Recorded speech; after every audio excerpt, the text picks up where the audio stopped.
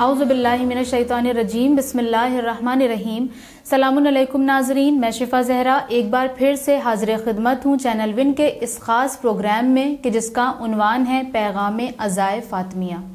ناظرین محترم، ہم مسلسل جناب فاطمۃ الزہرا سلام اللہ علیہا کی زندگی کے حوالے سے ڈسکشن کر رہے ہیں، اور کیوں نہ ہم آپ کی زندگی کے بارے میں ڈسکس کریں، کیونکہ یہ وہ ہستی ہیں کہ جن کے لیے رسول اللہ نے فرمایا کہ فاطمہ میرا ٹکڑا ہے، فاطمہ تمام عالمین کی عورتوں کی سردار ہیں۔ تو جب اگر وہ ہماری سردار ہیں تو پھر ہمارے اوپر واجب ہے، فرض ہے کہ ہم ان کی پیروی کریں، کیونکہ فاطمہ زہرا عورتوں کے لیے ایک نصاب مکمل کا نام ہے۔ فاطمہ زہرا عورتوں کے تمام مسائل کے حل کا نام ہے۔ فاطمہ زہرا فخر مریم و سارہ کا نام ہے، اور فاطمہ زہرا بزم نساء کی مرسل اعظم کا نام ہے۔ کس طرح سے کہ تاریخ کے اوراق پکار رہے ہیں کہ فاطمہ زہرا کی سیرت بحیثیت بیٹی بے مثال ہے، بحیثیت بیوی لاجواب ہے، اور بحیثیت ماں بے مثال ہے۔ کیونکہ آپ نے اپنی مختصر زندگی میں ہر رشتوں کو اس طرح سے نبھایا ہے کہ کوئی بھی آپ کی طرح ان تمام رشتوں کو نہ نبھا سکا۔ لیکن ہم یہ نہیں کہہ سکتے کہ وہ جناب سیدہ تھیں، وہ اسپریچول لیول پہ اتنی زیادہ بڑھی ہوئی تھیں کہ ہم ان کے برابر نہیں پہنچ سکتے، نہیں، بلکہ وہ ہمارے لیے اس لیے تھی تاکہ ہم ان کی پیروی کریں۔ تو ہم جناب سیدہ تو نہیں بن سکتے، لیکن ہم ان کی ایٹ لیسٹ پیروی کر سکتے ہیں۔ آج کے ہم اپنے اس لاسٹ ایپیسوڈ میں جناب فاطمۃ الزہرا سلام اللہ علیہا کی زندگی کے کچھ خاص پہلوؤں کو دیکھیں گے جو کہ کافی سینسٹیو بھی ہیں، اور کافی ایسے بھی ٹاپکس ہیں کہ جس کے بارے میں اکثر کنٹروورسیز ہوتی رہتی ہے۔ لہٰذا آئیے آج کے اپنے اس ایپیسوڈ کا ہم آغاز کرتے ہیں ڈاکٹر رضا عباس صاحب کے استقبال کے ساتھ۔ سلام علیکم ڈاکٹر صاحب۔ وعلیکم السلام۔ ڈاکٹر صاحب، آج چونکہ ہمارا لاسٹ ایپیسوڈ ہے، اور آج کے اس ایپیسوڈ میں ہم آپ سے یہ جاننا چاہیں گے جو کہ ایک کنٹروورشل ٹاپک ہے کہ باغ فدق کا جو مسئلہ ہے، اصل میں یہ مسئلہ کیا تھا، اور کیوں آپ سے یہ لے لیا گیا؟ جب یہ آپ کا حق تھا تو کیوں لیا گیا، اور پھر جب لے لیا گیا تو آپ نے کون سے اسٹیپس اٹھائے اپنے حق کو واپس لینے کے لیے؟ بسم اللہ الرحمن الرحیم۔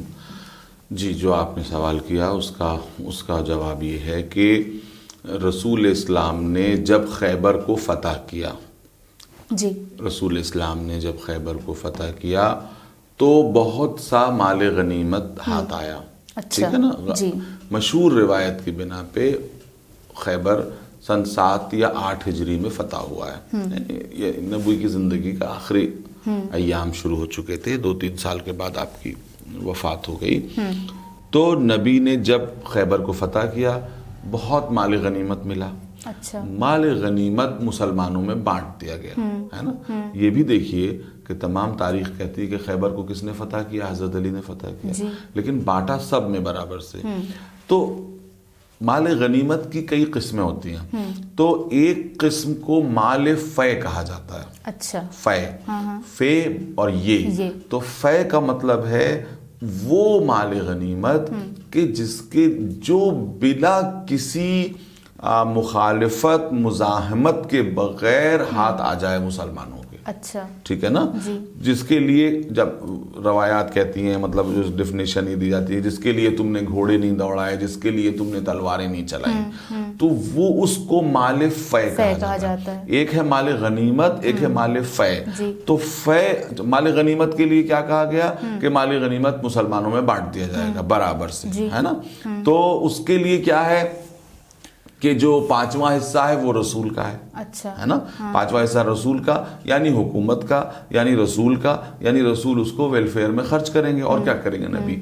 اور جو مال فے ہے جس کے لیے قرآن میں جو ہے وہ خاص آیت موجود ہے کہ مال فے نبی کا ایکسکلوسیو ہوتا تھا۔ اچھا، وہ کسی مسلمان کو نہیں دیا جاتا تھا، اس سے ظاہر حکومت کے کام چلتے تھے، اور لیکن نبی کا ذاتی ہوتا تھا۔ تو جو فدق ہے جو اس سے کافی دوری پر واقع تھا کہ جو یہودیوں نے ایسے ہی خالی کر دیا، ہے نا، تو یہ جو فدق تھا یہ مال فے میں سے تھا۔ تو اول تو یہی تھا کہ یہ مال غنیمت نہیں تھا، اگر مال غنیمت ہوتا تو مسلمانوں میں بانٹ دیا جاتا، جیسا کہ سارے مسلمان اس دن جو ہے وہ بہت دولت مند ہو گئے تھے، اس لیے کافی مال سب کو ملا تھا، بکریاں، اونٹ، یہ جو ہے وہ گندم اور تمام چیزیں۔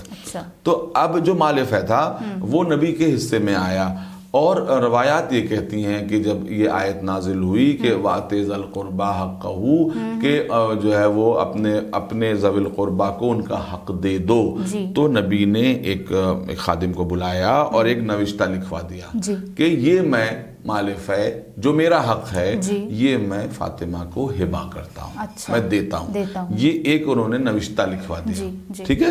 تو یہ جو ہے وہ خیبر کے وقت پہ، اس کے بعد سے حضرت فاطمہ زہرا کا اس پر قبضہ تھا، یہ آراضی تھی، یہ ایک پراپرٹی تھی، اس پر حضرت فاطمہ زہرا کا قبضہ تھا، اور آپ جو ہیں وہ اس میں سے اس کی فصل آتی تھی آپ کے پاس، اور آپ اس میں سے کھاتی بھی تھیں اور دوسروں کو بھی دیتی تھی، ٹھیک ہے۔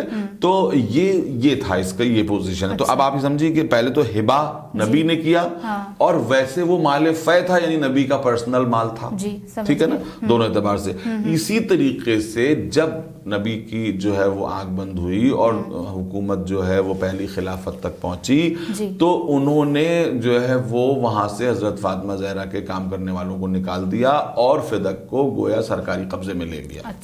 تو جس پر حضرت بی بی فاطمہ نے احتجاج بلند کیا، بہت سخت احتجاج کیا، اور انہوں نے دربار میں جا کے 2 مقدمے دائر کیے، پہلا مقدمہ ہبہ کا اور دوسرا مقدمہ میراث کا، کہ بھئی دونوں اعتبار سے معاملہ ہوا نا، آپ سمجھ گئی نا کیس، کہ بھئی ہبہ، پہلے ہبہ کہ بھئی نبی نے ہبہ کیا تھا، تو ہبہ جو ہے وہ بھی فے کے مال فے کے اعتبار سے، جب نبی نے مجھ کو ہبہ کیا، یہ دیکھو نوشتہ، اس کو ماننے سے انکار کیا گیا۔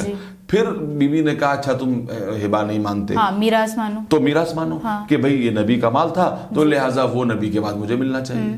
تو کہا کہ جو ہے وہ کیسے، ہاں نبی کی میراث نہیں ہوتی۔ تو حضرت فاطمہ زہرا کا جو خطبہ فدق ہے اس کا جو سینٹرل پوزیشن وہ یہی ہے کہ کیا جو ہے وہ قرآن اللہ کی کتاب میں یہی لکھا ہوا ہے کہ تم اپنی باپ کی میراث پاؤ اور میں اپنی باپ کی میراث نہ پاؤں؟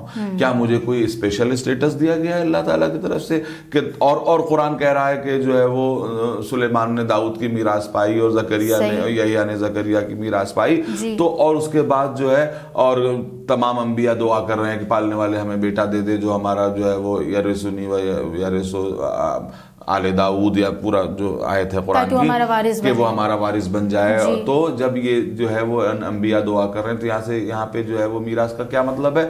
تو اس میں پھر تعویل کی گئی کہ یہاں پر میراث سے مطلب یہ نہیں، وہ علم کی میراث، علم کی میراث۔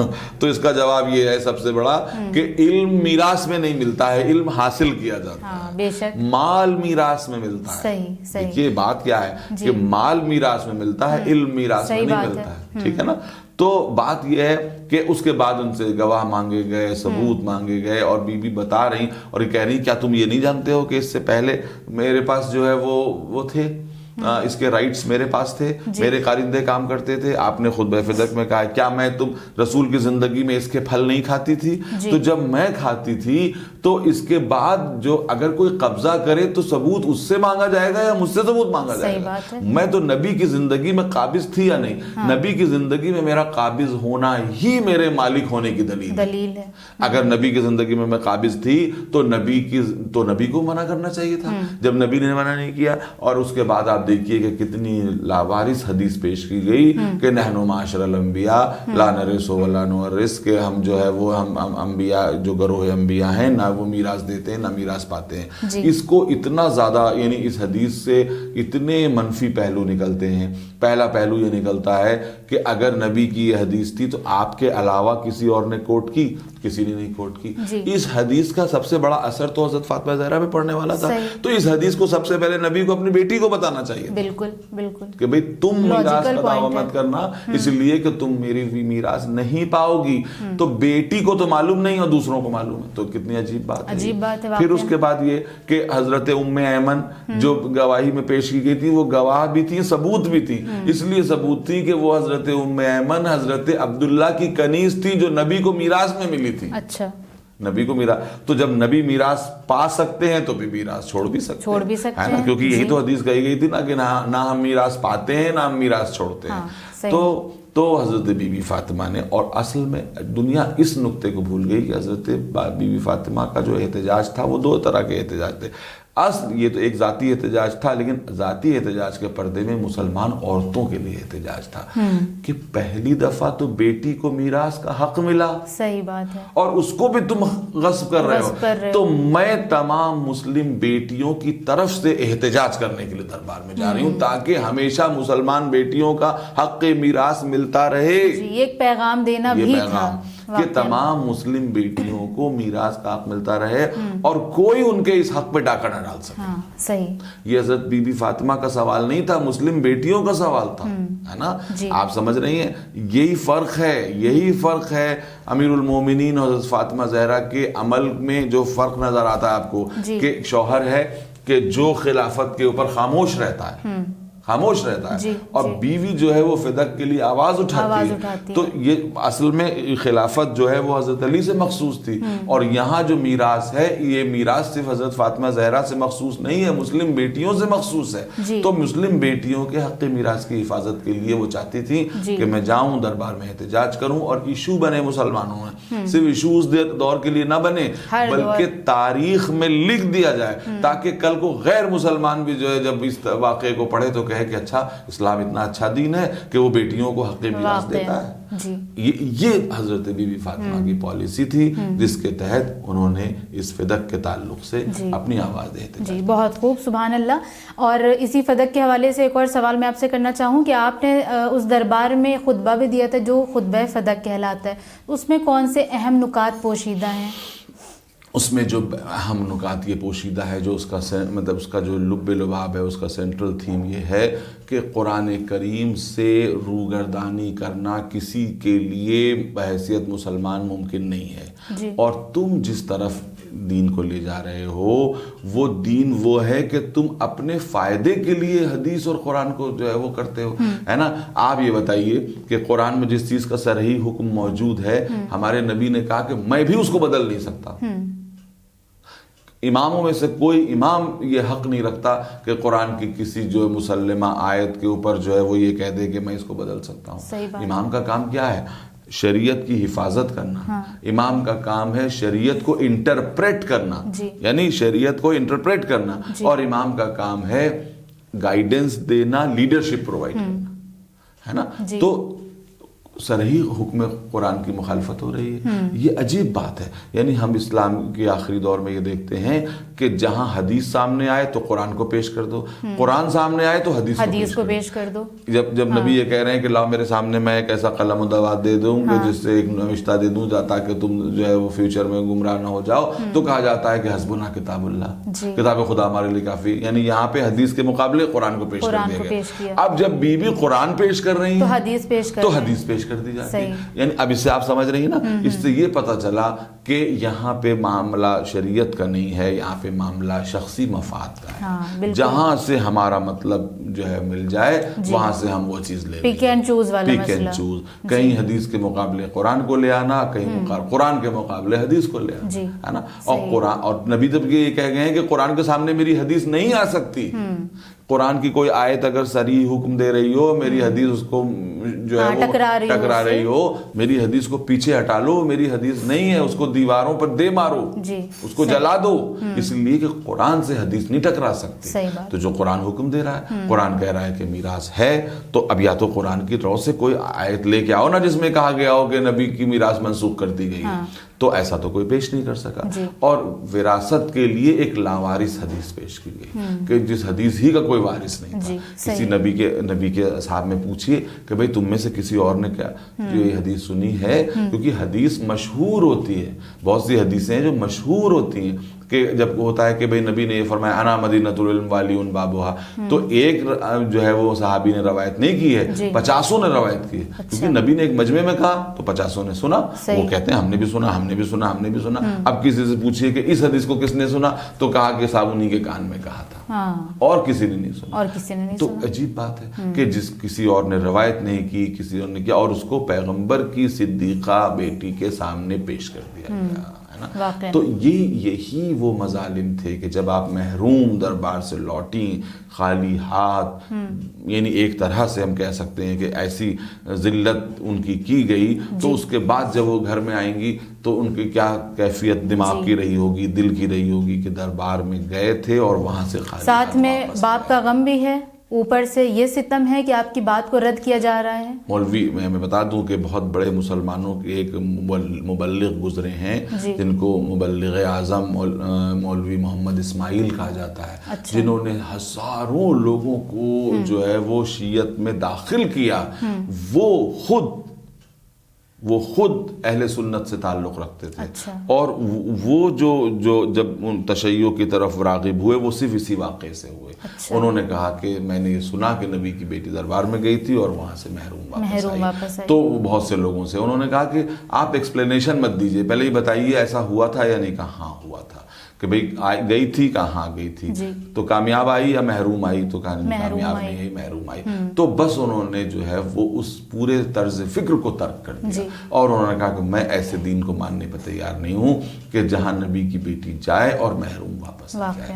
ہمیں ایکسپلینیشن کی ضرورت نہیں کہ ایسا تھا ویسا تھا, وہ مال خدا تھا. مین سوال یہ ہے کہ محروم رکھا گیا, بس انہوں نے کہا یہی یس اور نو میں جواب دیجئے. اور جب لوگوں نے کہا کہ ہاں ان کو محروم کیا گیا, تو انہوں نے کہا کہ بس ہمارے لیے ایسے دین کو دور سے سلام جو نبی کی صدیقہ بیٹی کو محروم کر دے اور اس کی بات پہ اعتبار نہ کرے. اس کی تو بات کو کہتے ہی اس کو دے دینا چاہیے تھا کہ اس کی زبان پہ تو کبھی جھوٹ آ ہی نہیں سکتا, جو صدیقہ ہو. تو اس ایک جملے کے بعد وہ نہ صرف یہ کہ مکتب تشیع میں داخل ہوئے بلکہ مبلغ اعظم کہلائے. پاکستان میں انہوں نے بہت زیادہ تبلیغ کی اور کیا کیا اور مبلغ اعظم کہلائے, اور انہوں نے بہت زیادہ لوگوں کو حلقہ تشیع میں داخل کیا. اچھا آپ سے آخری سوال میں یہ کرنا چاہوں گی کہ ڈاکٹر صاحب یہ جنت البقیع کی کیا ہسٹری ہے اور آج تک اس پر اتنی پابندیاں کیوں لگی ہوئی ہیں؟ جنت البقیع پہ پہلے تو کوئی پابندی نہیں تھی. جب جو ہے وہ ظاہر ہے کہ نبی کریم صلی اللہ علیہ وسلم ہجرت کر کے مدینہ تشریف لائے تو انہوں نے اس کے بعد وہاں پر مومنین دفن ہونے لگے. سب سے پہلے نبی کے ایک بہت بڑے صحابی تھے عثمان ابن مظعون, وہ دفن ہوئے تو نبی نے ان کے قبر کے اوپر ایک قبہ بنوایا. پہلے تو بہت بڑا پتھر رکھ دیا اور نشانی کے طور پر کہ وہ جایا کرتے تھے, ہر شب جمعہ جاتے تھے اور جو ہے وہ سورہ فاتحہ پڑھتے تھے, ان کے لیے دعائے رحمت کرتے تھے. اس کے بعد نبی جتنے لوگ مرتے گئے وہیں دفن ہوتے گئے. نبی نے اس کا نام جو ہے وہ جنت البقیع رکھا. اس میں ازواج دفن ہیں, اس میں نبی کے بیٹے دفن ہیں, یعنی حضرت ابراہیم مشہور روایت کی بنا پہ جو ہے وہ دنیا سے رحلت کر گئے تو نبی نے ان کو وہاں پہ دفن کیا, ازواج کو دفن کیا, اور وہ جو ہے بڑے بڑے صحابی وہاں پہ دفن ہوئے. تو اس کو بڑی متبرک جگہ مانا گیا اور لوگ اس کی زیارت کیا کرتے تھے. ہمارے یعنی اعتبار سے تشیع کے اعتبار سے حضرت بی بی فاطمہ مشہور ترین روایت کی بنا پہ وہاں پہ دفن ہے, اور کئی امام دفن ہیں. امام حسن وہاں پہ دفن ہے, امام محمد باقر دفن ہے, امام زین العابدین علیہ السلام دفن ہے, امام جعفر صادق علیہ السلام دفن ہے, اور وہ جو ہے وہ زیارتوں کا بالکل مرکز رہا ہے. لیکن جب آج سے جو تقریباً کوئی 200 سال پہلے جو ہے وہ یہ جو وہابیت جو ہے وہ کا فتنہ دنیا میں پیدا ہوا اور ان لوگوں نے جو ہے وہ شرک کا نعرہ لگایا, اور اس کے بعد جب سعودی عرب پہ قبضہ کیا تو ان لوگوں نے تقریباً 90-95 برس پہلے جو ہے وہ تمام مزاروں کو ڈھا دیا اور یہ کہا کہ یہ سب بت ہیں, یہ سب وہ چیزیں ہیں کہ جو توحید سے ٹکراتی ہیں. یہ سب مسلمانوں نے ان کو بت بنا لیا ہے, ان سے دعائیں مانگتے ہیں, ان کی وہ کرتے ہیں, گویا ان کی پرستش کرتے ہیں. یہ کہہ کر کے ان لوگوں نے اس کو ڈھا دیا, ان روزوں کو جو ہے بالکل مسمار کر دیا. تمام لوگوں کے روزے بنے ہوئے تھے, سب کے اوپر قبر کے اوپر کچھ نشان بنے تھے, کچھ پہ سائبان بنا ہوا تھا, سب کچھ تھا. پہلے آج سے 100 سال پہلے کی تصویریں اگر آپ دیکھیں گی تو چیزیں موجود تھیں. ان لوگوں نے بلکہ یہ لوگ نبی کے روزے کو ڈھانا چاہتے تھے. کہتے تھے یہ تو بت اکبر ہے, کہتے تھے کہ سب سے بڑا بت تو یہی ہے. لیکن اتنا زبردست انٹرنیشنل پریشر تھا کہ جس کی وجہ سے یہ کرنے سے باز رہے. لیکن انہوں نے ساری نشانیاں, نبوت کے دور کی نشانیاں مٹا دیں, گھروں کو مسمار کر دیا, احد کے اوپر جو قبریں تھیں وہ مٹا دیں، اور جو مدینے اور مکے کے درمیان کتنے روزے کتنی قبریں تھیں سب مٹا دیں، اور کہا کہ نبی نے تو کہا تھا کہ لوگوں نے جو لوگ اس لیے گمراہ ہوئے کہ انہوں نے جو ہے وہ قبروں کو عبادت گاہ بنا دیا، تو لہٰذا ان قبروں کو ہٹاؤ، یہ سب بت ہیں، اور اس طریقے سے کیا جس کی وجہ سے ہم لوگ جو ہیں وہ اتنے بڑے بڑے روزوں سے محروم ہو گئے۔ حضرت بی بی فاطمہ کا نشان قبر بھی مٹا دیا گیا، چونکہ یہ وہی حکومت آج تک چلی آ رہی ہے، اس کا یہی طرز فکر ہے، وہ ہر چیز پر شرک شرک شرک کا وہ لگاتے ہیں، اور توحید توحید توحید کا نعرہ لگاتے رہتے ہیں، اسی لیے آج تک یہ حال ہے، جبکہ ان کو معلوم ہونا چاہیے کہ توحید اور شرک باہر نہیں ہوتے، دماغ میں ہوتے ہیں، کہ جب آپ خدا کے مقابلے پہ کوئی معمولی سی طاقت خدا کے مقابلے پہ تسلیم کرتے ہیں تو شرک ہوتا ہے، اور اگر ہم کسی کو اس لیے مانیں کہ اللہ کی دی ہوئی طاقت سے یہ طاقتور ہے، تو پھر اس کو کچھ بھی مانے، اس کی قبر کی مٹی کو چومے بھی، تو اس سے شرک نہیں ہو سکتا، اس لیے کہ ہم نے اللہ کے نیچے اس کو مانا ہے، اللہ کے پیرلل نہیں مانا۔ اگر کوئی چھوٹی سی قوت اللہ کے پیرلل مانی جائے تو وہ شرک ہے، اور اللہ کے نیچے بڑی سے بڑی قوت آپ مان لیں تو وہ شرک نہیں بلکہ عین ایمان ہے کہ اللہ۔ تو ہمیں سمجھنا چاہیے کہ حضرت بی بی فاطمہ زہرا کو کوئی کیا سمجھتا ہے، کیا قدرت کے پیرلل کوئی چیز سمجھتا ہے، یا قدرت کی کنیز خاص سمجھتا ہے، کنیز خاص سمجھتا ہے، تو ظاہر ہے کہ یہ جو ہے وہ شرک کیسے ہو سکتا ہے۔ نبی صلی اللہ علیہ وسلم نے خود قبروں کو بنایا ہے، قبروں پہ قبے بنائے ہیں، قبروں پہ پتھر رکھے ہیں، دھیان یہ کرنے کے لیے کہ یاد رہے، جو ہے وہ کوہ احد پہ حضرت حمزہ کی قبر بنائی تو ہر شب جمعہ وہاں جاتے تھے اور جا کے دعائے رحمت کرتے تھے، جنت البقیع میں جاتے تھے، وہاں دعائے رحمت کرتے تھے، تو نبی کو شرک کا خیال نہیں تھا، اور یہ آج کی حکومت کو زیادہ شرک کا خیال ہے۔ بہرحال جب تک یہ حکومت رہے گی تب تک یہ سلسلہ جاری رہے گا۔ ہم لوگ دعا کرتے ہیں کہ ہماری زندگی میں ایسا وقت آئے کہ جب حضرت فاطمہ زہرا اور دیگر ائمہ کی قبروں پر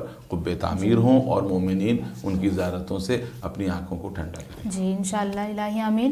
بہت بہت شکریہ ڈاکٹر صاحب، آپ نے اپنا قیمتی وقت دیا اور جناب زہرا کے بارے میں جس طرح سے آپ نے بیان کیا، ہم سب کے علم میں اضافہ کیا، اور جناب زہرا آپ کو اس کا اجر ضرور دیں گی، اور میں امید کرتی ہوں کہ ناظرین کو بھی ہمارا آج کا یہ ایپیسوڈ، بلکہ جتنے بھی ایپیسوڈ کیے گئے ہیں وہ سارے بہت پسند آئے ہوں گے، اور آج کے اس ایپیسوڈ کو اس دعا کے ساتھ میں تمام کرنا چاہتی ہوں کہ پروردگار عالم ہم سب کو حقیقی پیروکار جناب زہرا کا بنائے، اور جلد از جلد وہ موقع آئے جیسا کہ ڈاکٹر صاحب نے کہا کہ جنت البقیع پھر سے تعمیر ہو سکے اور ہم سب اپنی آنکھوں سے اس کو دیکھ سکیں اور اس کی زیارت کر سکیں۔ آج کے اس پروگرام کو ہم یہیں پر تمام کرتے ہیں، پھر ملاقات ہوگی آپ سے ایک اور نئے پروگرام کے ساتھ، تب تک بنے رہیں چینل ون کے ساتھ۔ والسلام علیکم ورحمۃ اللہ وبرکاتہ۔